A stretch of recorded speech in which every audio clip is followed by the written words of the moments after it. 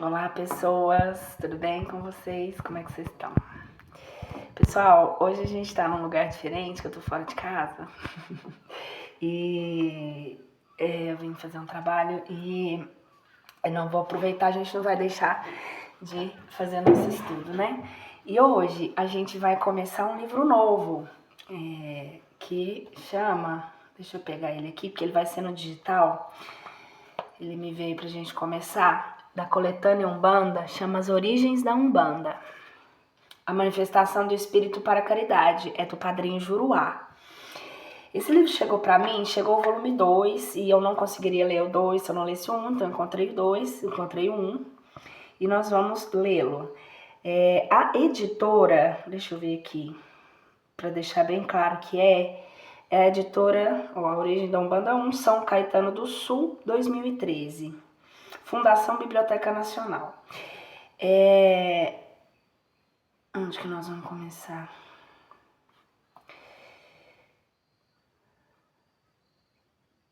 Vamos aqui. Peraí só um minuto, gente. Tem que achar agora pra gente conseguir ler.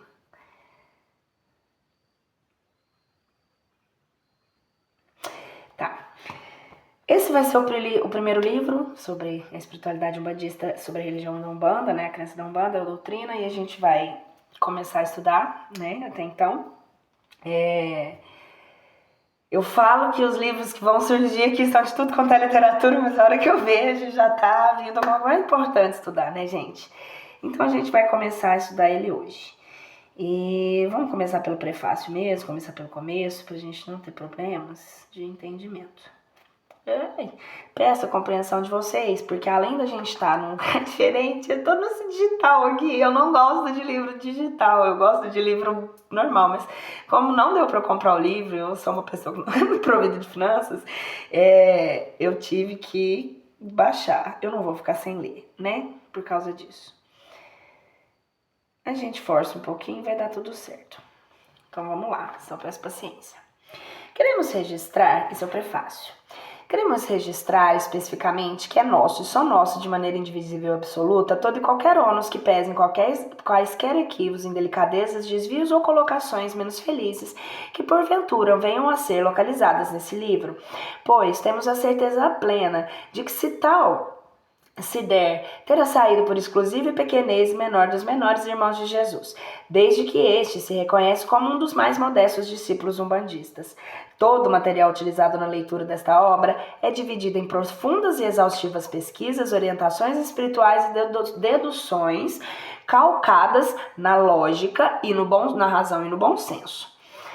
Não poderemos nos esquecer do que escreveu Kardec em A Gênese. Logo leremos ele aqui, gente. Nós estamos lá na série do Kardec, nós estamos no Céu e Inferno, inclusive. Tem aqui no canal. Capítulo 1, item 50. Os espíritos não revelam aos homens aquilo que lhes cabe descobrir, usando pesquisa, esforço contínuo, estudos aprofundados e comparações de outros estudiosos. Foi exatamente isso que fizemos. Realizamos longas e exaustivas pesquisas a fim de sermos fiéis ao que realmente aconteceu, bem como coletamos informações de espiritualidade, da espiritualidade, para posteriormente colocar algumas poucas observações, tudo dentro dos ensinamentos. Opa, gente, é porque tá essa cadeira aqui, peraí. Tudo dentro dos ensinamentos crísticos da razão e do bom senso. A espiritualidade superior... Ai, tá difícil de ficar nessa... Ela é incômoda, essa cadeira.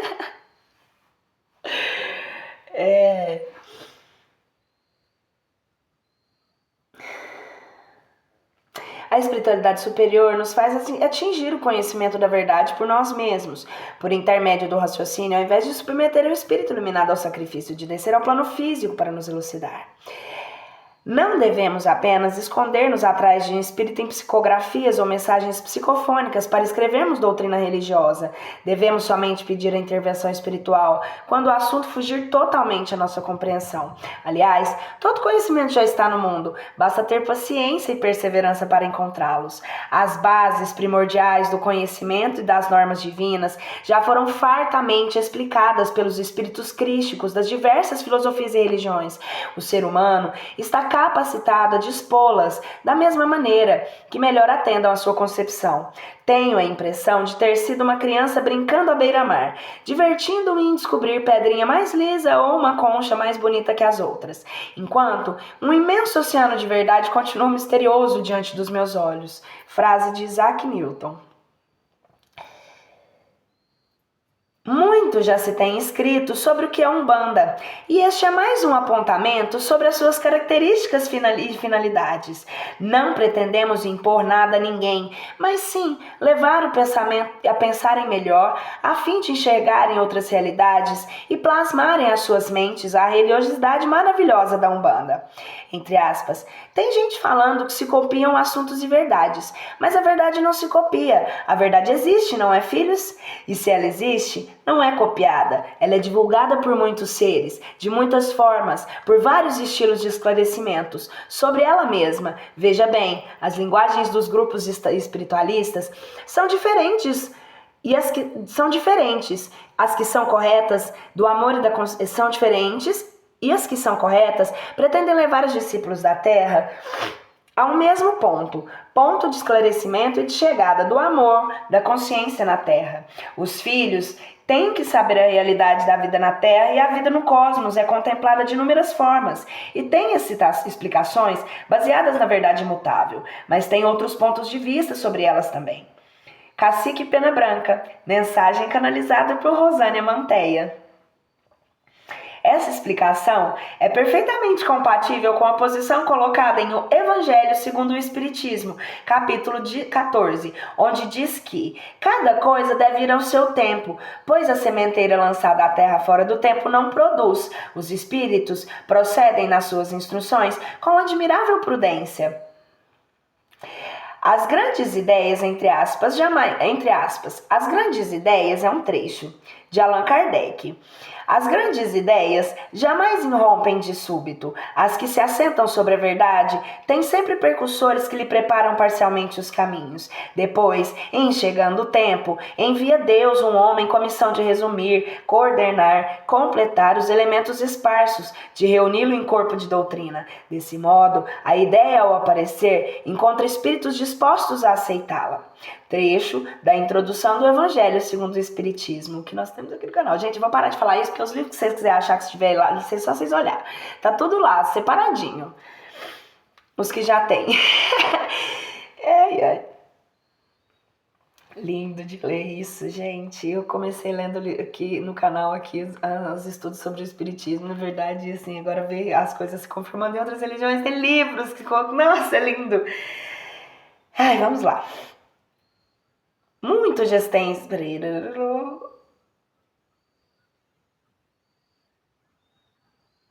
É sucessiva e gradualmente que eles têm adotado as diversas partes já conhecidas da doutrina, e é assim que as demais partes serão reveladas no futuro, à medida que chegue o momento de fazê-las sair da obscuridade. Nossa esperança é que você, leitor, se sensibilize com o que está escrito aqui e verá uma Umbanda calcada nos ensinamentos crísticos, na razão e no bom senso, movida pela noção de conhecimento do que representa essa tão grande religião perante a humanidade, de acordo com seus próprios recursos e reconhecendo as limitações e circunstâncias muitas vezes impostas.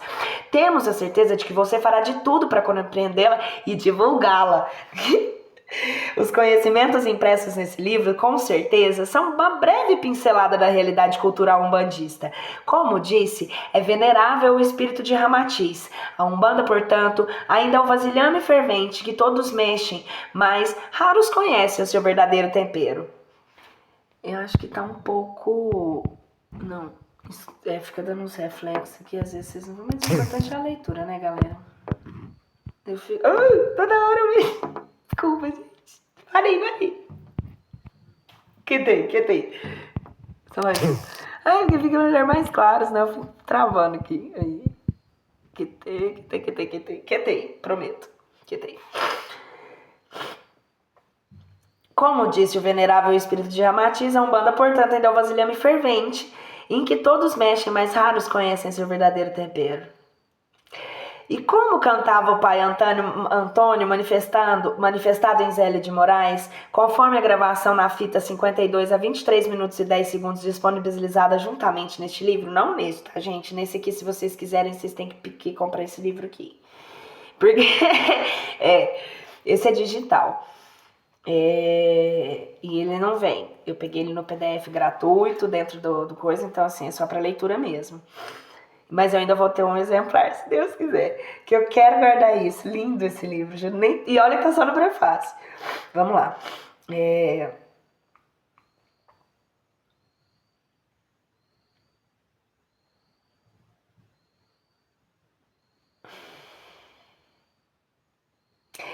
Vamos lá. Todo mundo quer Umbanda, quer Umbanda, mas ninguém sabe o que é Umbanda, mas quer Umbanda. Umbanda tem fundamento, mas quer Umbanda, mas ninguém quer saber o que é Umbanda. Tenho certeza de que existem muitas maravilhas a serem descobertas sobre a Umbanda. Mas toda hora. Gente do céu, vamos bagunça que eu ando. Para de mexer, menina. É só parar.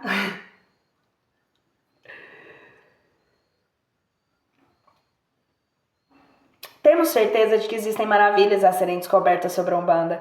Todas têm uma natural curiosidade do que é e representam essa religiosidade genuinamente brasileira. E muitos até agora estavam em dúvidas, pois lhes faltavam recursos literários para compreendê-la.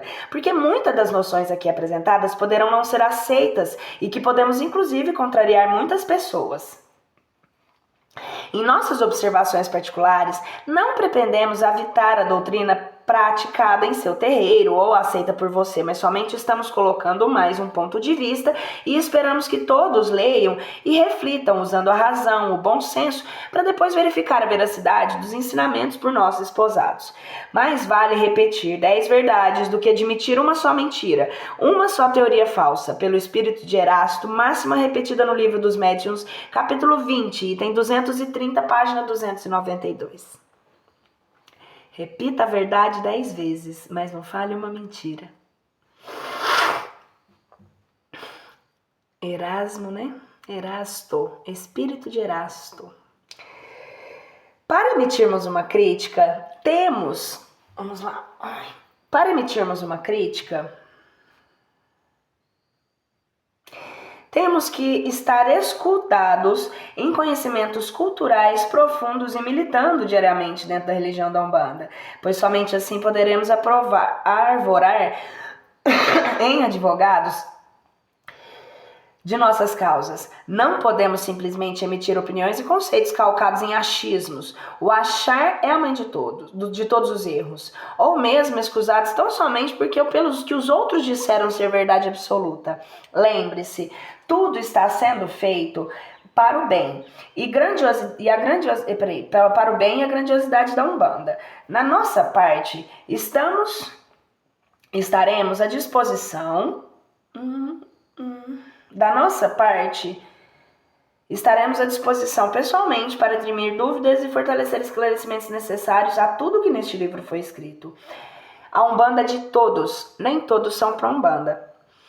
Um dia hão de chegar altivos de peito impune pessoas e dizer-lhes: sou umbandista, tenho fé em Oxalá, tenho mediunidade, com altivez e força, tal que chegarão a lhe impressionar. Mas quando olhar o seu semblante, você verá opaco, translúcido e sem calor, de um verdadeiro entusiasta e batalhador em prol da mediunidade umbandista. A Umbanda é uma corrente para todos, mas nem todos se dedicam a ela como deveriam.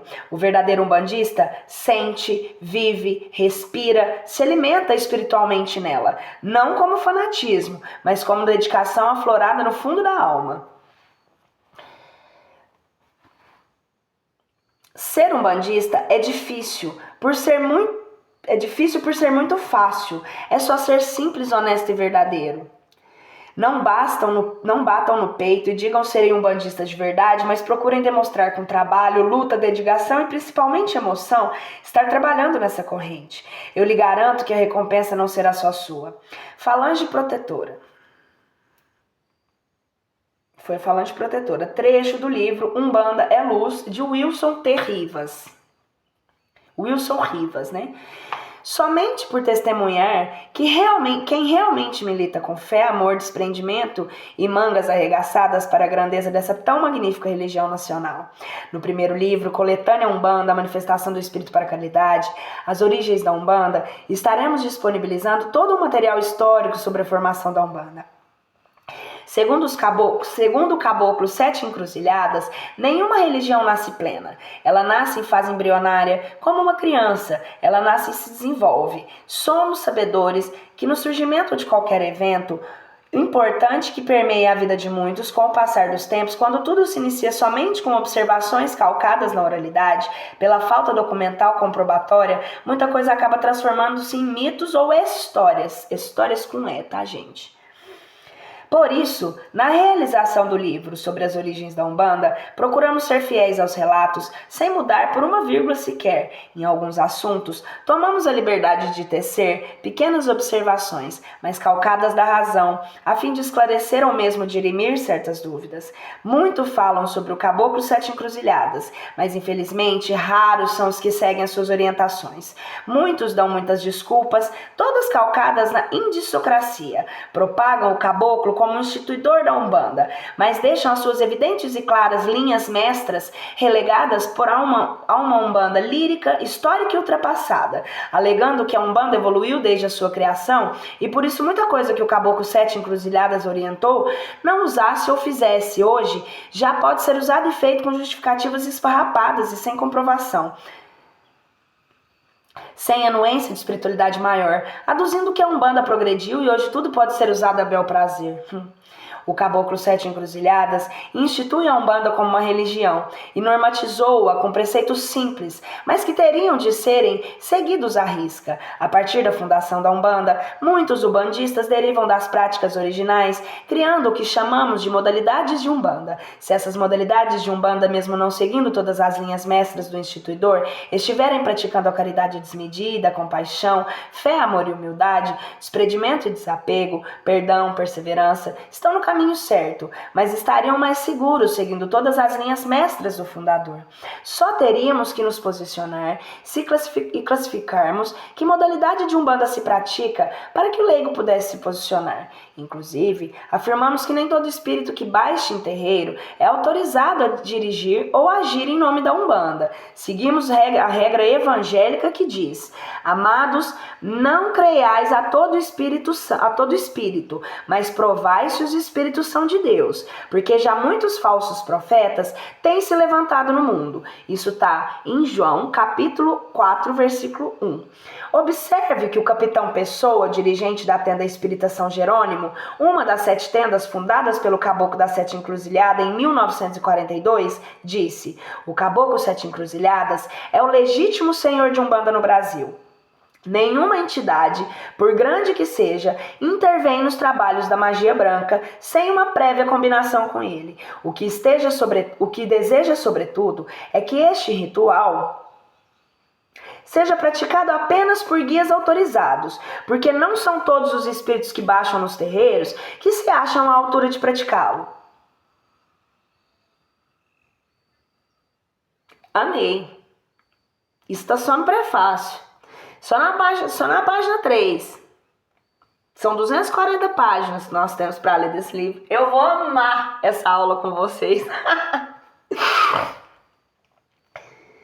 Já lemos relatos de irmãos ainda insistindo que não foi o Caboclo Sete Encruzilhadas que fundou a Umbanda.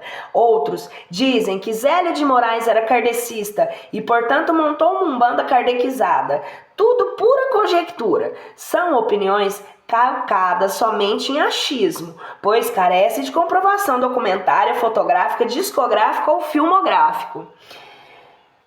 Por isso, primamos pela documentação histórica no primeiro livro, jurando em anexo documentos escritos, jornalísticos e fonográficos. Contra depoimentos, documentais e relatos gravados, não há argumentos. Cremos que muita coisa ainda há de aparecer e ser esclarecida quanto à história da Umbanda do Caboclo das Sete Encruzilhadas, da Tenda Espírita Nossa Senhora da Piedade e de Zélio Fernandinho de Moraes. Verificar esses dados históricos já foi como procurar agulha no palheiro. Hoje está sendo como procurar agulha num agulheiro. Mas se todos que tiverem um pequeno dado histórico comprovado contribuírem, com certeza poderíamos juntar todas as peças do tabuleiro e assim descortinar o movimento umbandista brasileiro em sua real beleza e funcionalidade. Temos poucos, mas fiéis trabalhadores engajados no resgate histórico da nossa amada Umbanda. Uns estudiosos concordam e outros discordam dos entendimentos sobre os relatos históricos. Uns merecem, outros desmerecem a descoberta de que alguns fizeram em fatos documentais. A verdade é uma só.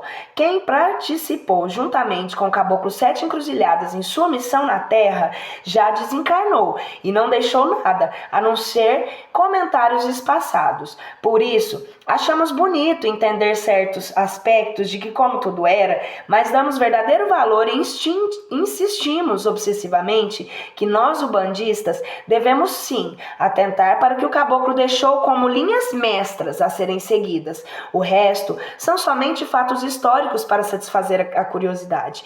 Então, galera, Zélio de Moraes foi o cara que criou a Umbanda, que surgiu, né? Chegou com a Umbanda e foi através do Caboclo Sete Encruzilhadas. Eu não sabia dessa informação.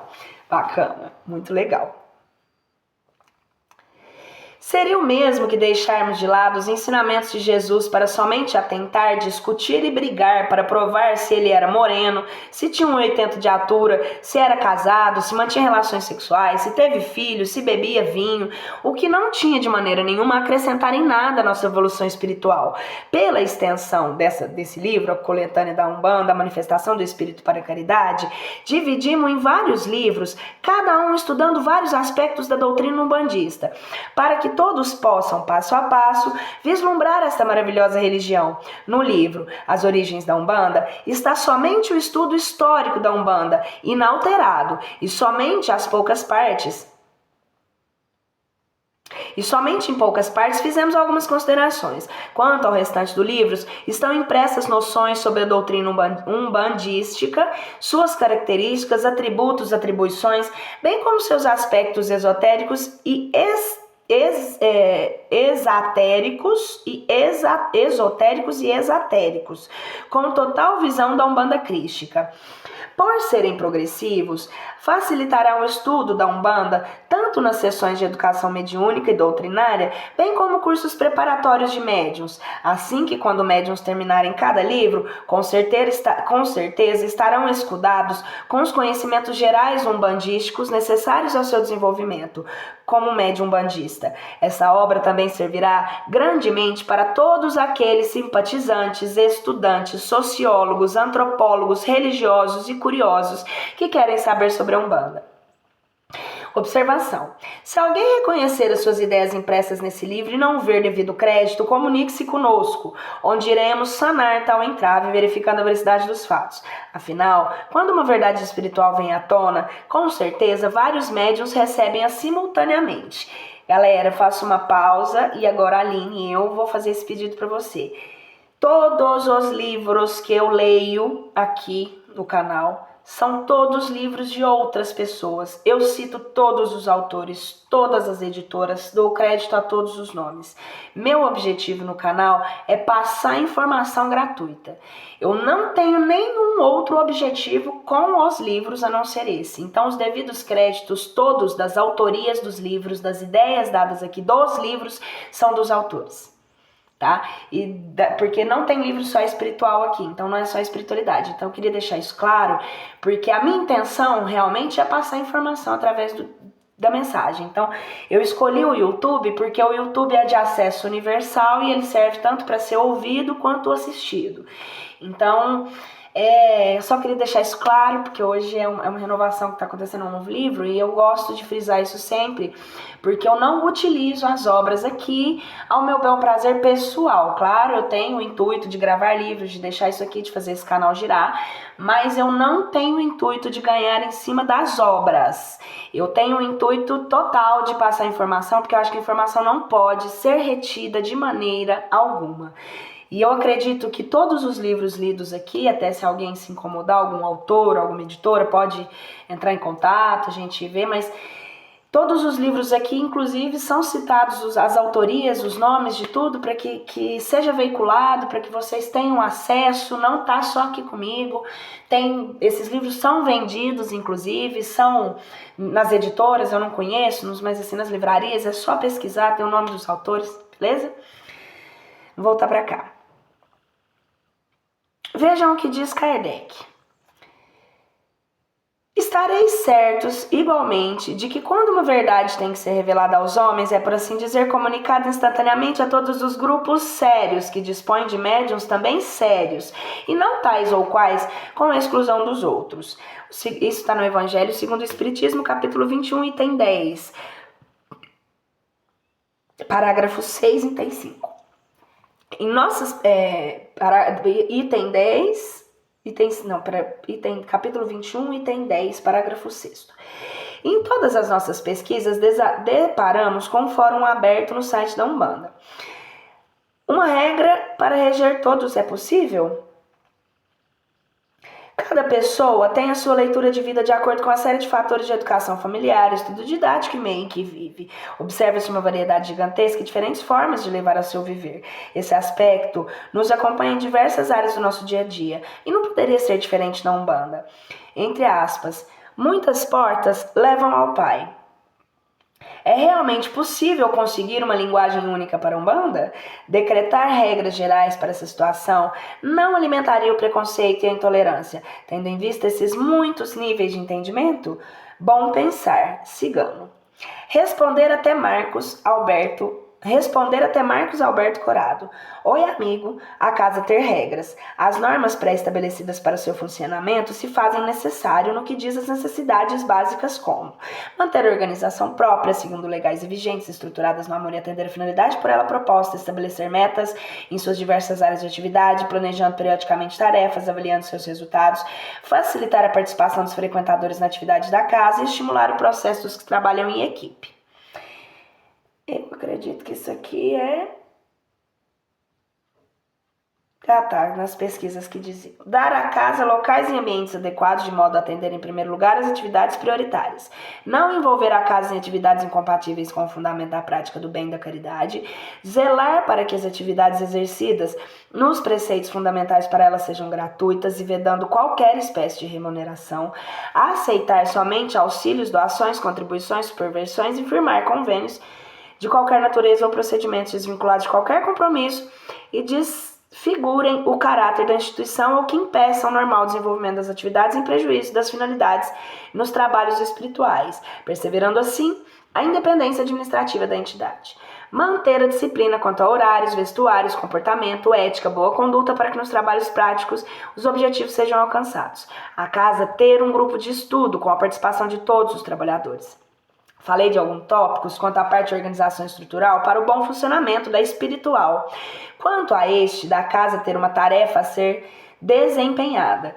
Galera, é legal saber, né, essa disciplina, esse respeito com as coisas da época, principalmente como era uma outra época e a gente tem que continuar mantendo, né? Então, assim, é muito interessante isso mesmo. Estas tarefas são planejadas no mundo espiritual, com mentores já designados, trabalhos a serem realizados, médiuns que vão participar do processo daquela casa. Por isso que toda atividade espiritual de uma casa deve ser gerida pelo mentor da mesma. Mas, infelizmente, em nossa vaidade, o orgulho de interferirmos nesse processo, muitas vezes colocando nosso objetivo pessoal, nossos interesses de outros que podem nos beneficiar, etc.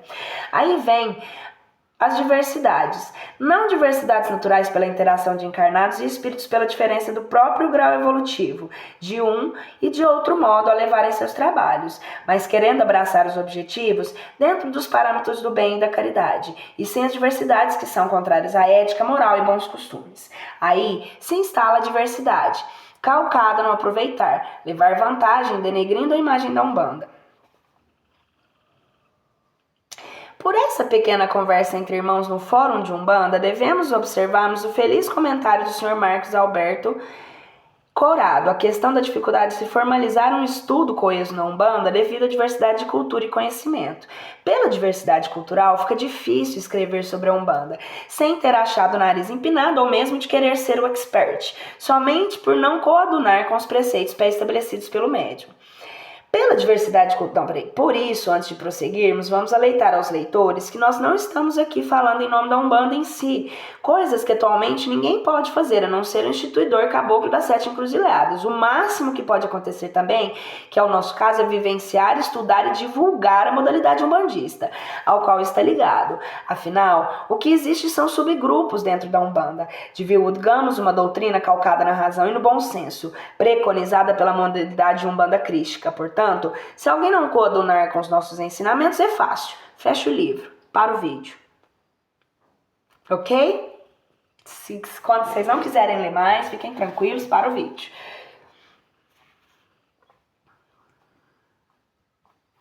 Vamos lá.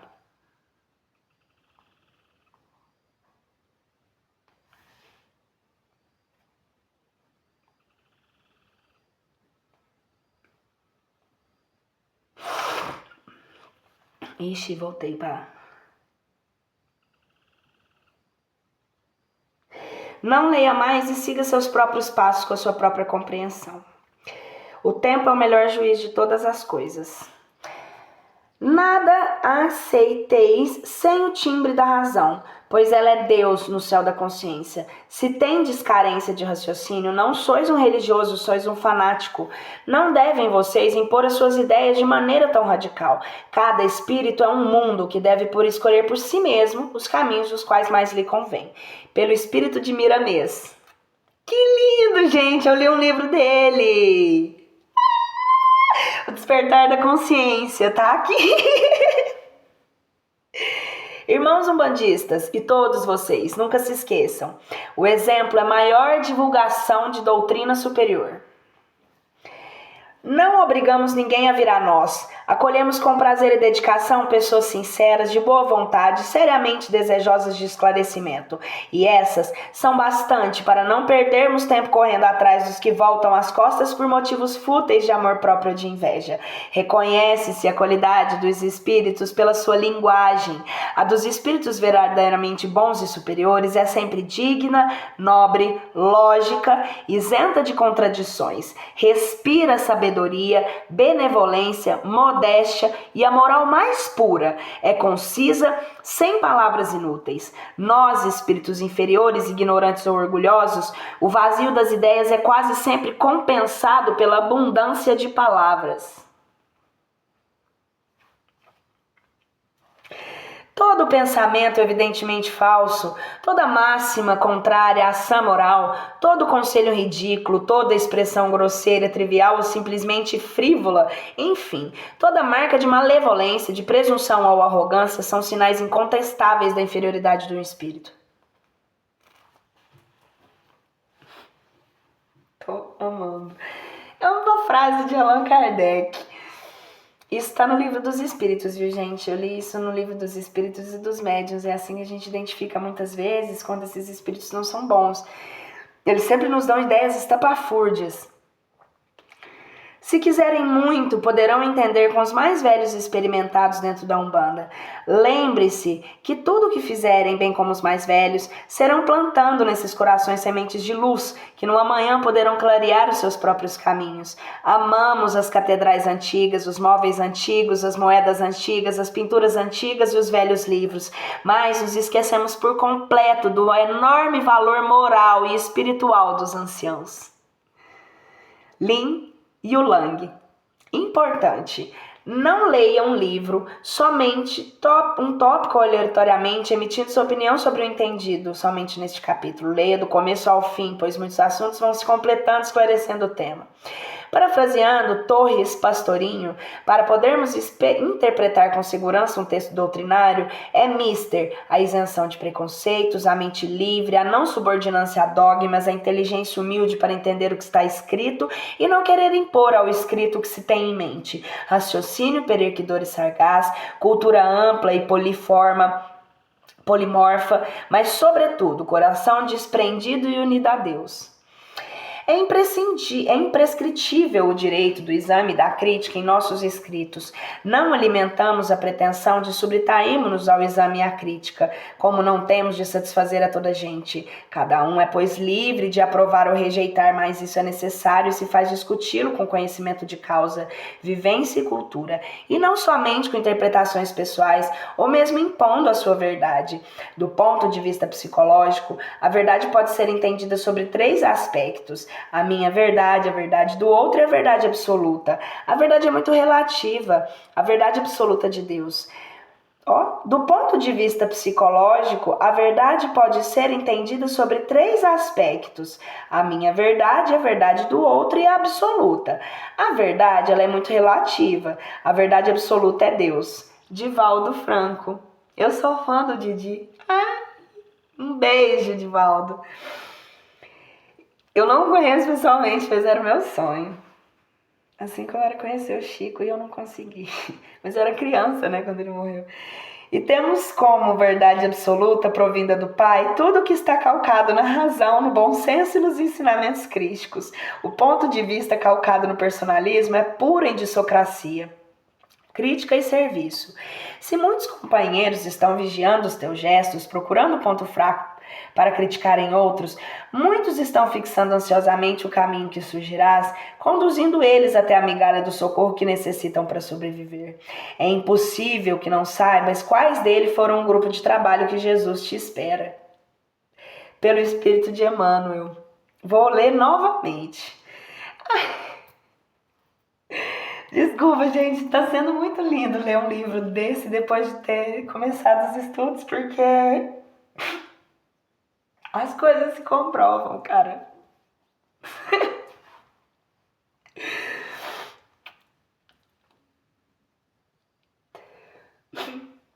Se muitos companheiros estão vigiando os teus gestos, procurando o ponto fraco para te criticarem, outros muitos estão fixando ansiosamente o caminho em que surgirás, conduzindo a eles a migalha do socorro e que necessitam para sobreviver. Pelo Espírito de Emmanuel. Um minutinho, gente. É aí que tá, galera. É ao vivo, mas não é ao vivo, mas é ao vivo. Voltei.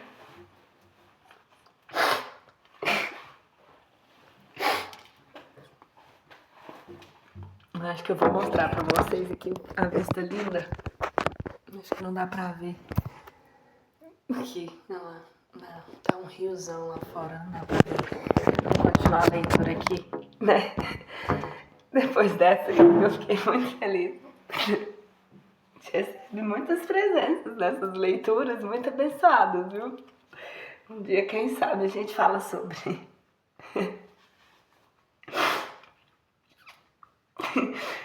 Ainda estamos na primeira fase da Umbanda. A implantação, já ingressando a segunda fase da doutrinação. Muita coisa ainda há de se mudar. Hoje fazemos, cremos, pegamos na Umbanda. Amanhã faremos, creremos e pegaremos outra Umbanda, calcada na espiritualidade maior. Mas nós temos que preparar o terreno para as mudanças que virão futuramente. Ainda nos encontramos presos na egolatria, no egocentrismo e nas indissocracias, sem ouvirmos atentamente o que nos passa a espiritualidade, pois ainda encontramos-nos preocupados tão somente com fatores externos, esquecendo as mudanças interiores, esquecendo de nos educar nos ensinamentos evangélicos, legados pelo meigo rabino da Galileia. Vamos envidar todos os nossos esforços para as mudanças atuais que fazem necessárias, a fim de que possamos unidos preparar condignamente para sermos fiéis medianeiros e depositários da confiança da cúpula astral da Umbanda em Aruanda. os veneralíssimos da Umbanda, Mãe Maria Santíssima e Nosso Senhor Jesus Cristo. Os praticantes da caridade, denominada linha de Umbanda, chamam a si a iniciativa dessa luta de combate sem tréguas na arte de extensão da maldade, exercida pelos encarnados e desencarnados, malvados conhecimentos, exercida pelos encarnados e desencarnados malvados, conhecendo bem a agressividade, a responsabilidade, as asperezas e os espinhos dessa luta, certos de que não será recusada a assistência e o valioso auxílio capital dos bons amigos do espaço, aceitando agradecidos os de todos, seja qual for a personalidade, por mais humilde que seja ou pareça ser, desde que se identifique com os desejos e intenções, numa ação conjunta, conduzidos e iluminados por uma ofuscante estrela, a Mãe Maria Santíssima como guia e o nosso Senhor Jesus, a ofuscante estrela que é a nossa Mãe Maria Santíssima e como guia nosso Senhor Jesus Cristo. Na Umbanda, amamos e com extremo carinho e profunda gratidão a venerabilíssima Mãe Maria Santíssima, devotando-lhe honra e gratidão. Reconhecemos em Mãe Maria Santíssima um espírito evoluidíssimo que já havia conquistado milhares de anos eminentes virtudes, tornando-se apta a desempenhar na crosta terrestre tão elevada missão, recebendo em seu seio o emissário do Cristo planetário, nosso Senhor Jesus Cristo, que se fez homem para transformar no modelo de perfeição moral que a humanidade pode pretender sobre a terra. Fazemos de nossas palavras a de nosso confrade Paivaldo. A Mãe Maria Santíssima é a estrela brilhante, encharcada da luz do amor e da misericórdia de Deus. Ela nos abraça, nos acolhe, nos cura, nos aponta o caminho, o único caminho de viver e ascender ao reino de Deus. Reino de paz, de alegria permanentes, que é Jesus e o seu Evangelho, quando vivenciado e amado. A Umbanda nasceu dos braços de Mãe Maria Santíssima, com o caboclo certas encruzilhadas, pois o mesmo sempre teve a maior consideração devocional por essa mãe de amor, bem como foi o seu sinal, que marcou a primeira tenda mandada a erigir sobre ele, sobre o título de Tenda Espírita Nossa Senhora da Piedade. Segundo as palavras do caboclo Sete Encruzilhadas, assim como Maria acolhe em seus braços o filho, a tenda acolheria aos que ela reconhecessem nas horas de aflição. Mãe Maria Santíssima é a estrela da Umbanda. A sua vibração materna, a invocação do seu poder divinal está nos lábios, no coração e no trabalho de todos os guias espirituais, no trabalho dos caboclos, na oração dos trabalhos dos pretos velhos. Ela está, enfim, em todas as atividades umbandistas sérias, pois ela é o braço materno da misericórdia divina a acolher os filhos que chegam com as suas dores e problemas e os encaminham amorosamente ao médico divino, que é Jesus, Divino Pai Oxalá, seu amado Filho. A Umbanda venera, ama e concentra suas irradiações debaixo da bênção materna dessa mãe. Mãe Santíssima. Maria é a mãe que nos ajuda a subir ao monte da perfeição pela forma íntima do trabalho assíduo em viver o Evangelho de Jesus. Todo umbandista nesta festa de fé e alegria, nessa religiosidade, com a presença querida dessa Mãe Santíssima, ouve e bebe suas palavras dirigidas aos nossos corações, vindas dos textos evangélicos nas bodas de Canaã. Fazei tudo o que ele, Jesus, lhes mandar. Os guias espirituais da Umbanda nos dizem: estás acabunhado? Busque Maria, ela é a Senhora da Consolação. Estás desesperado? Busque Maria, ela é a Mãe da Esperança. Estás preocupado? Busque Maria, ela é a Mãe Conselheira, materna e fiel. Estás doente? Busque Maria, ela é a saúde dos enfermos. Estás triste? Busque Maria, ela é a causa da nossa alegria. Estão lhe perseguindo e fazendo sofrer? Busque Maria, ela é a defesa maternal. Em tudo busque Maria, ela é a estrela matutina, refúgio na força dos fracos e imperfeitos, a mãe do divino amor. A Umbanda sem a Mãe Maria Santíssima é uma Umbanda sem Jesus. A Umbanda sem Jesus não é Umbanda, pois ele é pastor divino das almas, que por meio do seu Evangelho Redentor nos ensina e se torna caminho para a felicidade, que consiste na implantação do reino de Deus em nós. O Caboclo das Sete Encruzilhadas foi claro e tático ao instituir o movimento religioso umbandista no plano físico. Ele disse claramente: vim para criar uma nova religião, baseada no Evangelho de Jesus, que terá como seu maior mentor o Cristo. Tendo a Umbanda como missão maior orientar e acolher os que sofrem, ajudando-os que em sua caminhada encarnatória... ajudando-nos em sua caminhada encarnatória e apontando-lhes o caminho de verdade e libertação contida nos ensinamentos evangélicos. Poderia ser status de religião, religação com Deus se não tivesse no alto da sua fé, doutrina e ritual, imagem e presença de Jesus Cristo, nosso Senhor e Redentor.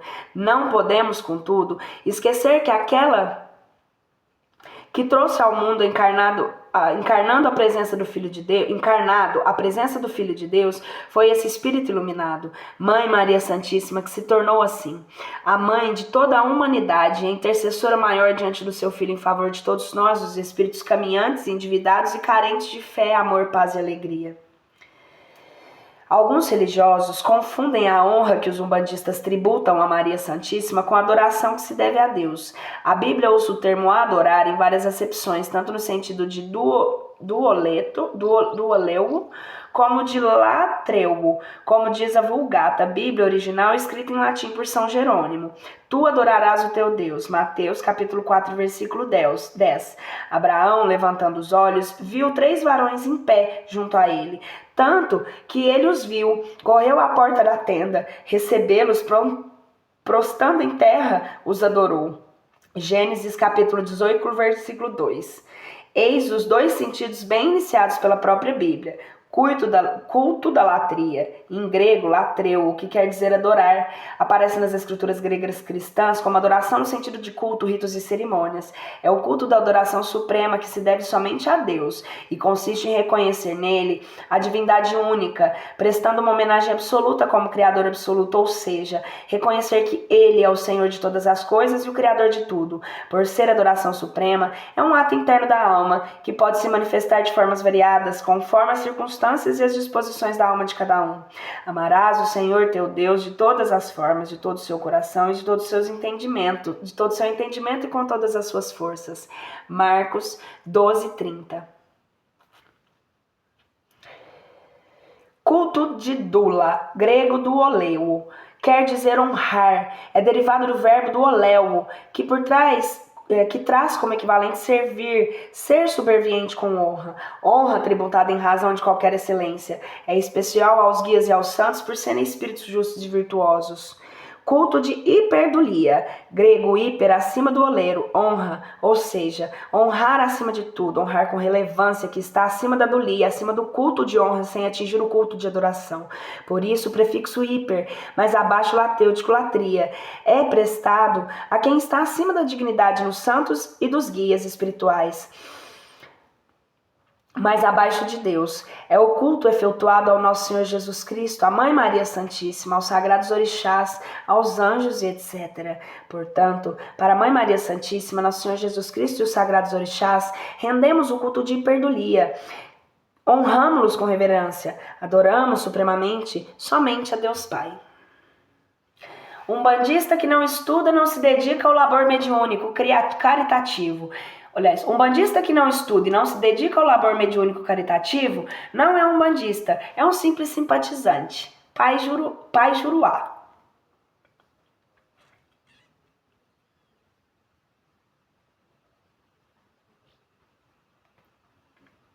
Espera aí, gente. Tá dando... Nós vamos terminar aqui, que terminamos a introdução. Até amanhã.